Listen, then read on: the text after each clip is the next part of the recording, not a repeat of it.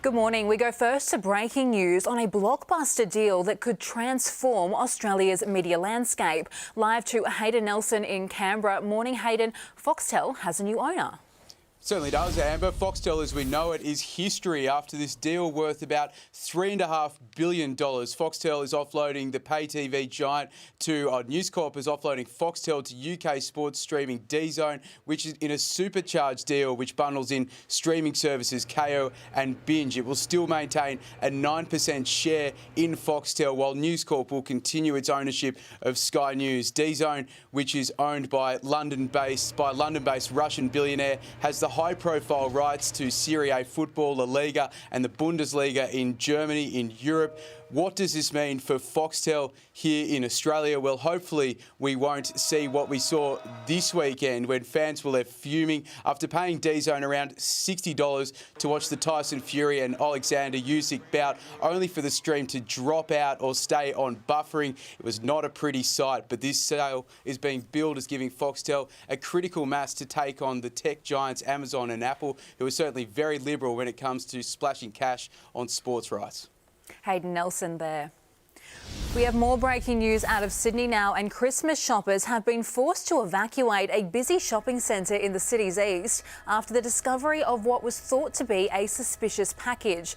Eastgate Bondi Junction was cleared out while officers inspected the item. Police have just revealed it was a battery and have reopened the centre.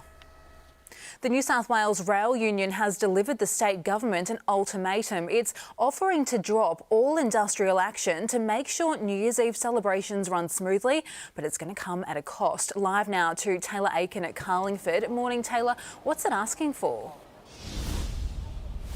Well, Amber, this is quite the ultimatum delivered by the union. It's asking for the New South Wales government to make public transport fare-free until the 7th of January and drop its current legal challenge in the Fair Work Commission in exchange for this industrial action to come to an end. Now, the government says that what the union is asking for in these pay negotiation deals is simply unfair to both the train service as a whole and also the New South Wales taxpayer, asking for 8% pay rise a year over 4 years. Now, Premier Chris Minns has referred this to the Fair Work Commission, which will meet tomorrow to hand down its decision, saying that it will not accept this offer by the union that does expire at 1 p.m. today.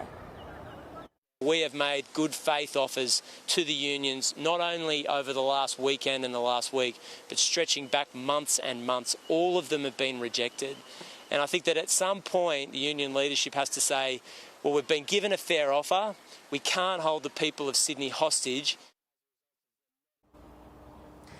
The negotiations with the Rail, Bus and Tram Union came to a head last week when the New South Wales Police Commissioner Karen Webb said that if these negotiations didn't come to fruition and that these industrial action strikes kept rolling on, that she would recommend that New Year's Eve fireworks celebrations in the harbour should be cancelled. Now, the Premier says that nothing is off the table as they work through these negotiations ahead of the Fair Work meeting tomorrow. Amber? Taylor Aiken live with the latest from Carlingford. Thank you. Residents in Victoria's West are being urged to evacuate their homes as multiple bushfires rage across the state. Blake Johnson has the latest in Melbourne. Morning, Blake. It's a very tense situation at the moment.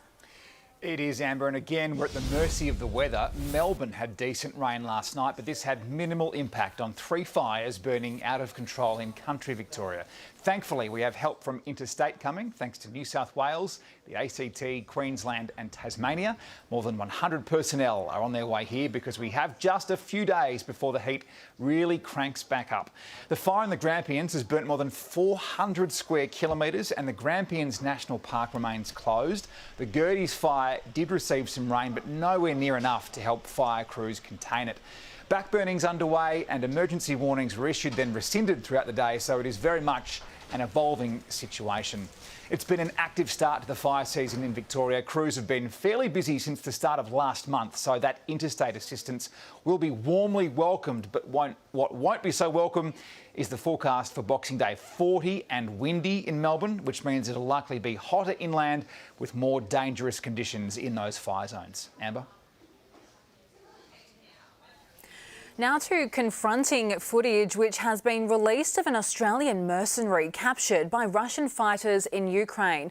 Live to our chief reporter, Chris Reason. Chris, what does the video show? Amber, the video shows 32-year-old Melbourne man Oscar Jenkins in captivity and being interrogated by what appears to be a Russian soldier in scenes Prime Minister Albanese has described as concerning. You can see Mr Jenkins in camouflage battle fatigues. His hands are taped and held by cable ties. He looked gaunt, dazed, confused as he faces intense questioning from his captors. Multiple times Jenkins is slapped across the face, accused of not answering the questions fast enough. At times he speaks in broken Ukrainian and then in English as he confirms his identity and his background. Let's see some of that video. What's your name? Национальность? Блядь, говори быстрее, блядь. Я из Австралии. I'm Australian. Командир кто твой? Devyat Rokov, Uchito. Yeah, Australia student. We'll make appropriate representations. We always look after Australians. That's the job of an Australian government.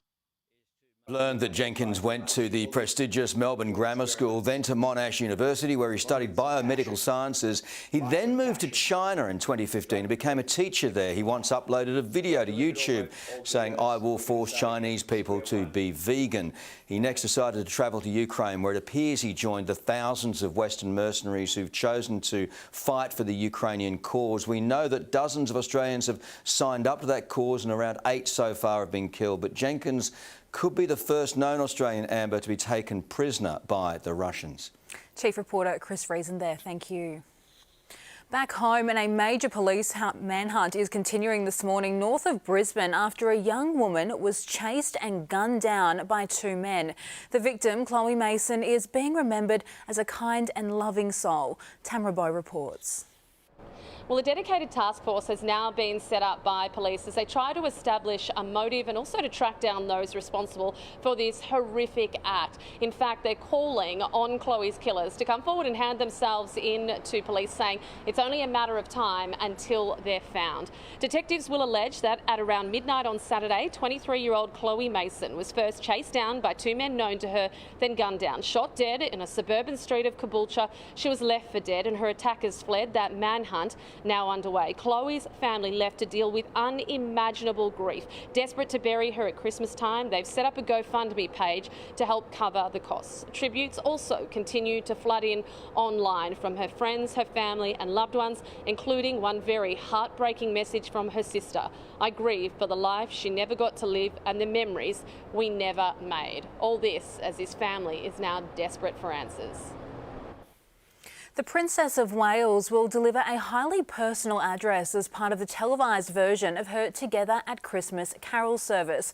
As our Europe correspondent Ben Downey reports, we've been given a sneak peek. Well, Princess Kate has shared a very timely message of hope and empathy after a year that was filled with so much strife. In her message, Kate asks everyone to turn to love, not fear, urging us to slow down and reflect on the deeper things that connect us all. Kate's appearance at the Together at Christmas concert is one of the few times she's appeared in public this year. She, after all, has had an incredibly difficult 2024, sharing her cancer diagnosis with the world. Here's a snippet of her message that will air in full on Christmas Eve. It is when we stop and take ourselves away from the pressures of daily life that we find the space to live our lives with an open heart, with love, kindness and forgiveness. So much of what the Christmas spirit is all about. For anyone who hasn't sorted out their Christmas gifts, Princess Kate also has some advice. Recalling her panic when she had to come up with a present for the late Queen, she settled on a jar of homemade chutney because it's what her grandmother used to gift her. Her philosophy is anything made with love is a safe bet, and the way she tells the story, it went down a hit. Fishmongers across the country are working overtime today as the annual seafood marathon kicks off. As many as 100,000 people are expected to visit the Sydney fish markets alone before Christmas Eve, looking to snap up a bargain. Prawn will be on everybody's menu. It's one of those things that is not surprising. It's our biggest seller of a single species. You know, we're expecting about 120 tonne minimum to be traded over the next 36 hours. Oysters, obviously, somewhere around 70,000 dozen, or if you like, over 1 million oysters.